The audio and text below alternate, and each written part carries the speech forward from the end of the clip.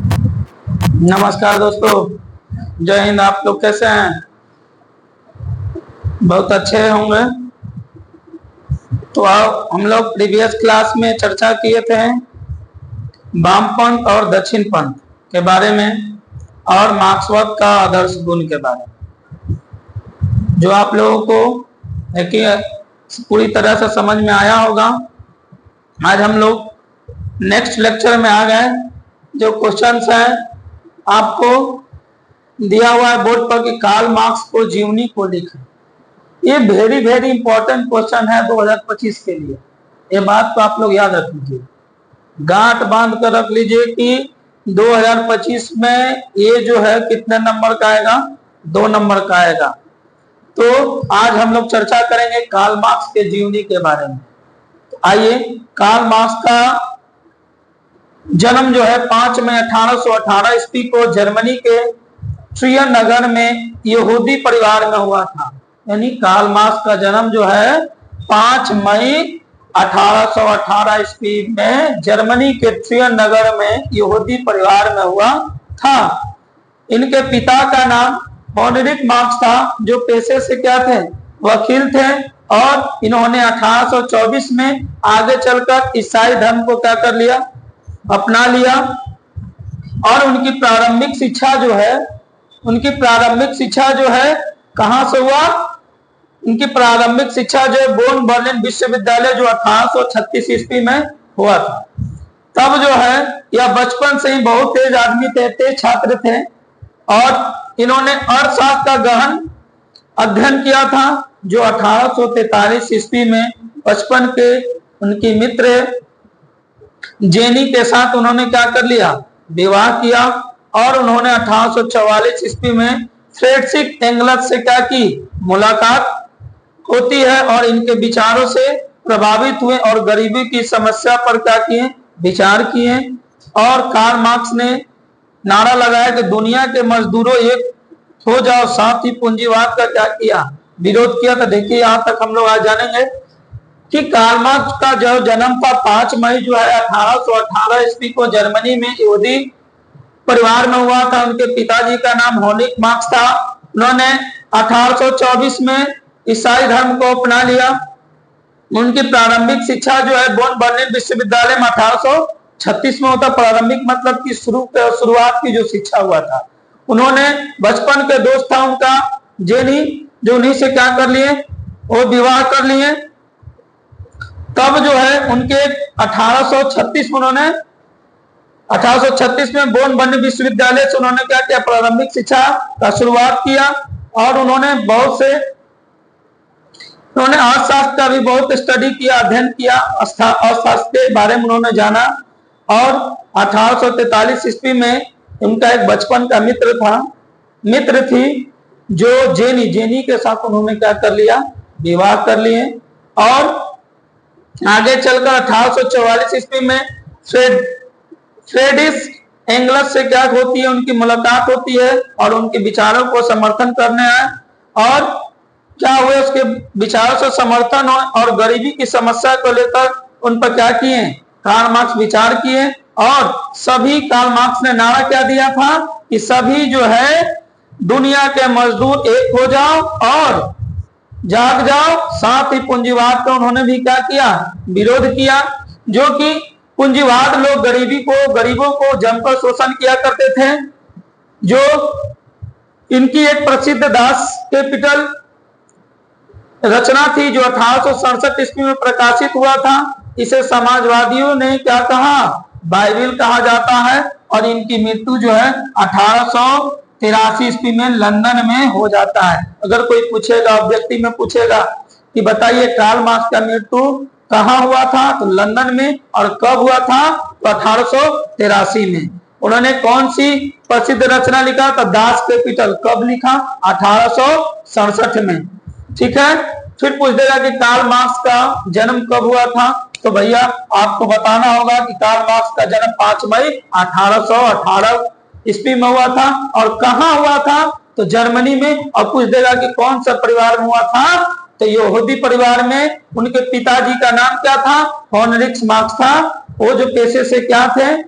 तो पूछ देगा कि कार्ल मार्क्स का पिताजी का पेशे क्या था, तो पेशे से वकील थे। जो हमने ये सब चीज क्या कर दिया, आपको दर्शा दिए हैं, यहाँ लिख दिए हैं।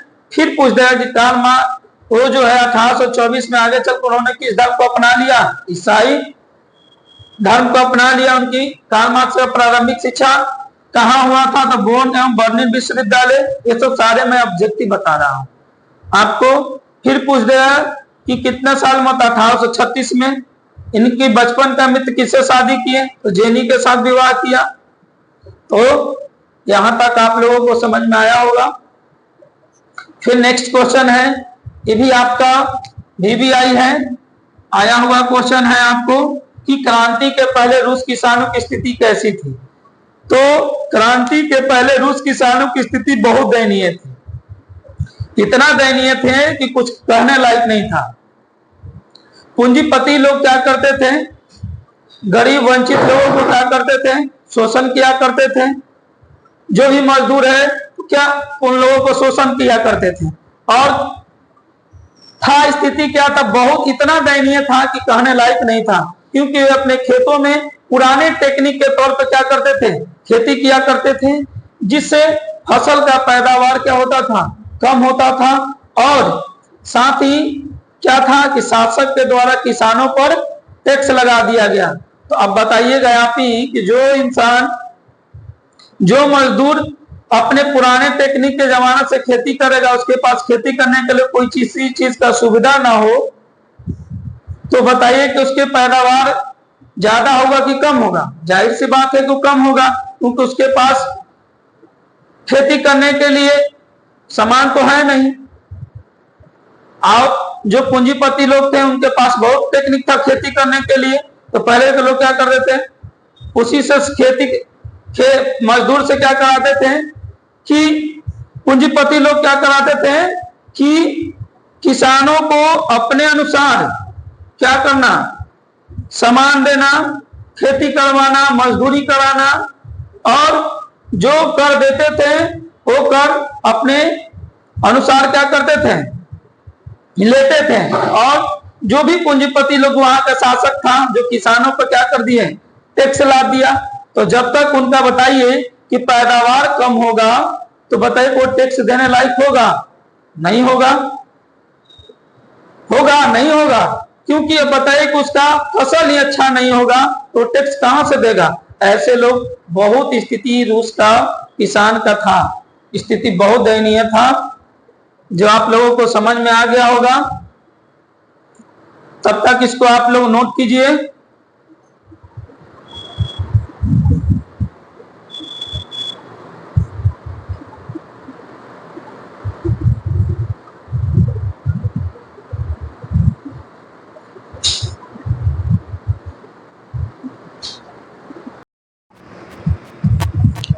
तो आइए दोस्तों, हम लोग 2 क्वेश्चन इससे पहले किए थे,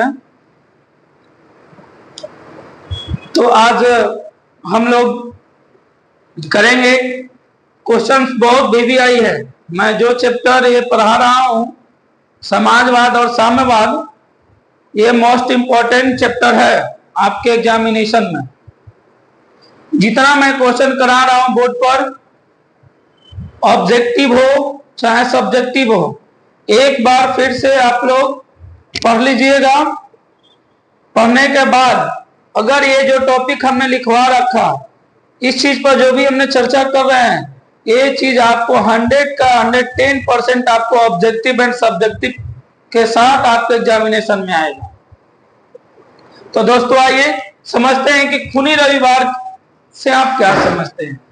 खूनी रविवार से आप क्या समझते हैं, तो देखिए जाहिर सा तथ्य है कि 9 जनवरी 1905 ईस्वी को जाराशाही सत्ता को मिटाने के लिए लगभग 1 लाख मजदूर आपस में क्या कर मिलकर रोटी दो का नारा लगा रहे थे। कितना जाहिर सा बात है कि 9 जनवरी 1905 ईस्वी को खूनी रविवार की घटना घटी थी, जिसमें आपको जाराशाही सत्ता को क्या करने के लिए, मिटाने के लिए मजदूर लोग आपस में मिलकर रोटी दो का नारा लगा रहे थे। तब जो है रोटी दो का नारा लगाते हुए राजा सेंट पीटर्सबर्ग के महल की ओर बढ़ते हैं। बढ़ने के बाद जिसकी सूचना आपको राजा को मिला, उन्होंने क्या कहा, सैनिकों को कहा, जैसे ही राजा को सूचना मिला वैसे ही सैनिकों को कहें कि आप जो है निहत्थे इस पर क्या कर दीजिए, गोली चलाने का आदेश दे दिए। कौन, सेंट पीटर्सबर्ग की ओर जो लोग सैनिक निहत्थे जो लोग क्या थे, राजा के सेंट पीटर्सबर्ग महल की ओर जो जा रहे थे, जिसकी सूचना राजा को मिलता है, वैसे ही राजा ने सैनिकों को, निहत्थे लोगों को गोली चलाने का आदेश दे दिया और जिससे हजारों की संख्या में लोगों की क्या हो गई, मौत हो गई। और यह घटना दिन रविवार को घटा था, इसलिए यह कौन सा दिन कहा जाता है, इसे खूनी रविवार के नाम से जाना जाता है। इसको किस नाम से जाना जाएगा, खूनी रविवार के नाम से जाना जाता है। और भाई कि एक बार फिर से कि जो कोई पूछे बताइए कि आप खूनी रविवार से आप क्या समझते हैं, यानी खूनी रविवार कब घटा था, खूनी रविवार जो 9 जनवरी 1905 ईस्वी को घटा था। ये ऑब्जेक्टिव हो गया। और इसमें क्या दिक्कत थी, क्या कठिनाइयां थी, तो कठिनाइयां थी कि जाराशाही का जो सत्ता को मिटाने के लिए लोग, जाराशाही की सत्ता को मिटाने के लिए लोग क्या कर रहे थे, लगभग 1 लाख मजदूर जो है आपस में मिलकर किस चीज का नारा दे रहे थे, रोटी दो का नारा दे रहे थे। और राजा सेंट पीटर्सबर्ग के महल की ओर जा रहे थे, जिसकी सूचना राजा को मिला, तो उन्होंने सैनिकों पर निहत्थे गोली चलाने का आदेश दे दिया, जिसमें हजार की संख्या में लोगों को क्या हो गई, मौत हो गई। और वो जो है घटना दिन रविवार को घटा था, इसलिए इसको खूनी रविवार के नाम से जाना जाता है। समझ गए। और अब आएंगे हम लोग नई आर्थिक नीति से क्या समझते हैं। नेक्स्ट क्वेश्चन है, ये भी आपको मोस्ट इंपोर्टेंट है, कितना बार एग्जाम में आ चुका है आपको कि नई आर्थिक नीति से क्या समझते हैं। ये जो है लेनिन के द्वारा, लेनिन था कहां का, रूस का, लेनिन के द्वारा 1921 ईस्वी में एक नीति अपनाया गया। क्या अपनाया गया, एक नीति अपनाया गया, किसके द्वारा, लेनिन के द्वारा। किसके द्वारा, लेनिन के द्वारा। और अपनाया गया जो उसी को हम लोग क्या कहते हैं, नई आर्थिक नीति के नाम से जाना जाता है। लेकिन साम्यवादी व्यवस्था में परिवर्तन कर पूंजीवादी व्यवस्था की ओर लौटना चाहते थे। लेनिन जो है साम्यवादी व्यवस्था में परिवर्तन कर, साम्यवादी तो आपको हम लोग फर्स्ट ही क्लास में बताए थे, समाजवाद और साम्यवाद में अंतर, तो आप लोगों को समझ में आ रहा होगा कि लेनिन जो है साम्यवादी व्यवस्था की परिवर्तन कर साम्यवादी व्यवस्था को क्या करना चाहते थे, बदलकर पूंजीवादी व्यवस्था की ओर लौटना चाहते थे। इनके द्वारा किसानों और जनता के हित में सकारात्मक कार्य किए गए हैं। इनके लेनिन के द्वारा जो है जनता के बीच और किसानों के बीच सकारात्मक काम, पॉजिटिव काम किया गया है। तो आपको पॉजिटिव काम क्या क्या था, पॉजिटिव काम आपका था कि जगह जगह पर क्या कर दिए, बैंक खोल दिए गया, जगह जगह पर बैंक खोल दिया गया। 20 कर्मचारी से कम रहने पर भी क्या होगा, कल कारखाने चलेंगे। 20 से कम रहने पर भी क्या होंगे, कल कारखाना चलते रहेंगे। व्यापार संघ सदस्यता को रद्द कर दिया जाएगा, उद्योगों को भी केंद्रीकरण कर दिया जाएगा और जमीन राज्य का है लेकिन भूमि किसको होगा, किसानों को दे दिया जाए। यही था क्या रूस का, रूस के कौन थे, लेनिन। लेनिन कहाँ के थे, रूस के। उन्होंने 1921 में एक नीति अपनाया था जो उसी को हम लोग क्या कहते हैं, नई आर्थिक नीति के नाम से जानते हैं। समझ में आया दोस्तों। तो मैं एक बार फिर से आप लोगों को बता दूं कि खूनी रविवार और नई आर्थिक नीति आपको क्या है। खूनी रविवार जो है 9 जनवरी 1905 की घटना है, जो आपको जाराशाही सत्ता को मिटाने के लिए 1 लाख मजदूर जो है आपस में मिलकर नारा लगा रहे थे, सेंट पीटर्सबर्ग के महल की ओर जा रहे थे। जैसे ही राजा को पता चला तो उन्होंने सैनिकों को निहत्थे गोली चलाने का क्या कर दिया, आदेश दे दिया। जो आपको उसमें लाखों संख्या में मजदूरों की मौत हो गई। और वो उस दिन क्या था, रविवार का दिन था, इसीलिए उसको कौन सा दिन कहा जाता है, खूनी रविवार के नाम से जाना जाता है। इसको लाल रविवार भी कहते हैं। समझ में आया। और नई आर्थिक नीति आपको क्या है, ये जो है कोई पूछा ऑब्जेक्टिव में पूछ दे कि नई आर्थिक नीति कौन लाया था, किनके द्वारा लाया गया, तो लेनिन के द्वारा लाया गया। कब लाया गया, तो 1921 में। इसी को हम लोग क्या कहते हैं, नई आर्थिक नीति कहते हैं।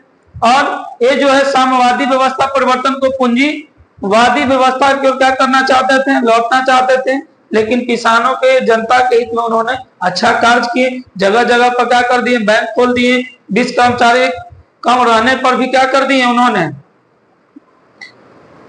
20 कर्मचारी जो है रहने पर भी उन्होंने क्या कर दिए, कल कारखाने चलाने का आदेश दे दिया। उद्योगों को विकेंद्रीकरण कर दिया। और जमीन राज का हो, लेकिन भूमि किसका होना चाहिए, किसान को। इसी को देखो, इसको इंग्लिश में नई आर्थिक नीति को हम लोग कहते हैं NEP. NEP, new education policy. New education policy नहीं, न्यू इकोनॉमिक पॉलिसी। जो हम लोग नई आर्थिक नीति के नाम से जानेंगे उसको अंग्रेजी में क्या बोलेंगे, एनईपी। तो एनईपी का मतलब लिख लो न्यू, रुक जाइए, यहां पर मैं लिख दे रहा हूं, थोड़ा सा कुछ मिटाकर देखिए, यहां लिख दे रहा हूं एनईपी।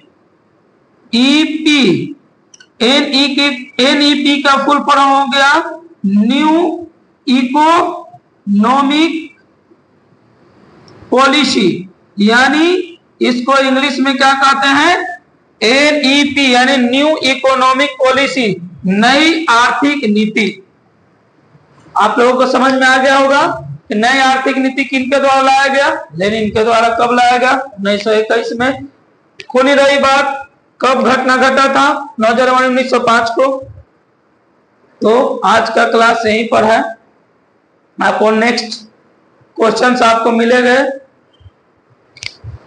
नेक्स्ट वीडियो में। ठीक है, थैंक यू।